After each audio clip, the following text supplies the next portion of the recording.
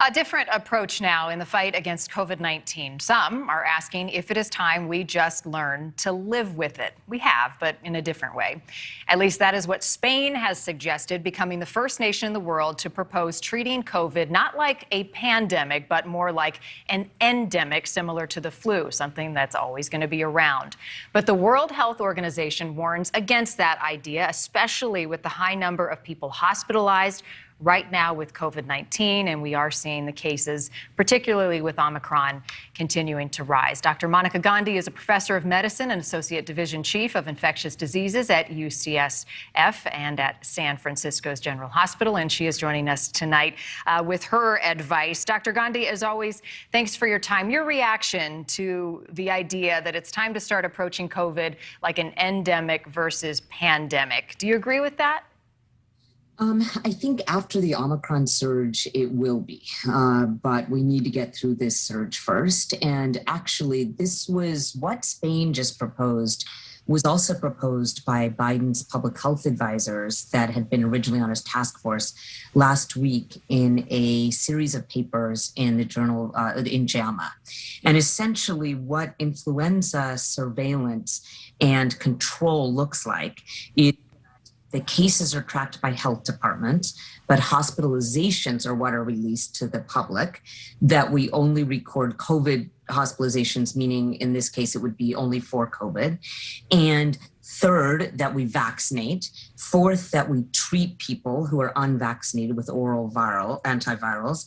Fifth, that we increase our ventilation for all respiratory pathogens. And then finally, we recommend masks for those who are vulnerable or immunocompromised, the right type of masks in indoor settings. I want to talk about masks in just a moment, but real quick while we're on the topic, herd immunity is something that we heard from the beginning of this virus. A large portion of the population has to become immune before we see herd immunity, either through vaccines or through natural infection. So how close are we to that?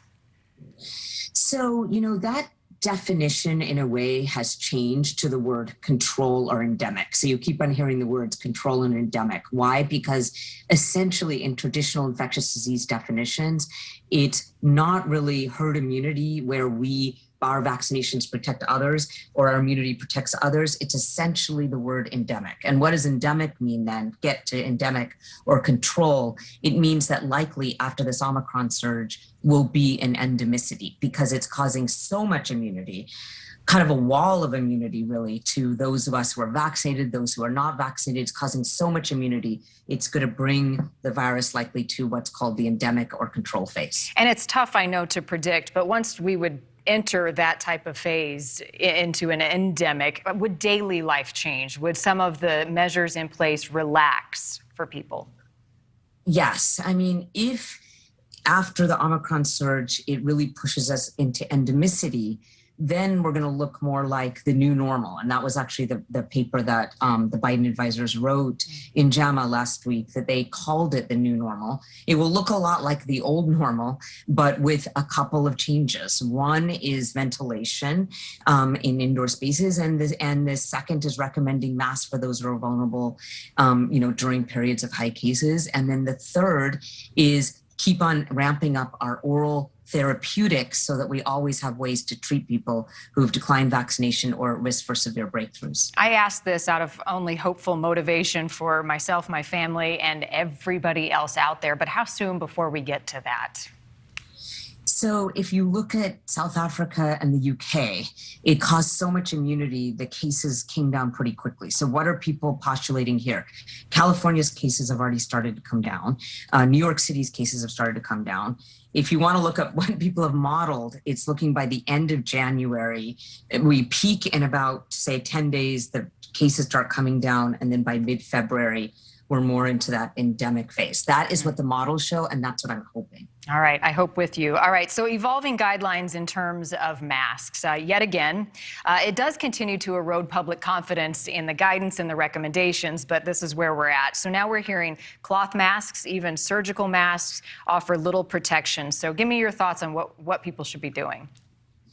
So to be fair to the CDC, they did actually put out on February 9th the best type of masks. It's just that they didn't push them until now. So the best type of masks are either an N95, a KN95, FFP2 it's called, KF94, double mask, where the surgical is on the outside because it repels virus, or for kids, for example, or others who would rather use a surgical mask, you can use it, but you need to tuck it in on the sides and double loop over your ears.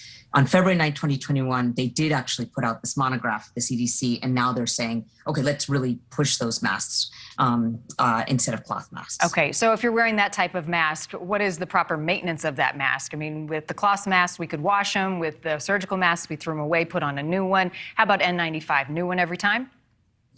Well, the problem with N95 is, yes, they actually fundamentally need to be fit tested, and you need to make sure that they don't, you don't smell anything. It's called NIOSH testing. And so, to be honest, they really shouldn't be used off and on, even though there's some data that you can use them for 5 days, but you really take them off and they can get loose. This is why I recommend for the public something like double masking, or for children, surgical masks, because again, the surgical mask can be tucked in the sides and put over the ears. It's just more comfortable. N95s are not comfortable. I'm going to say that. Thanks for watching. Click the red subscribe button below so you can get more of NewsNation's fact-driven, unbiased coverage.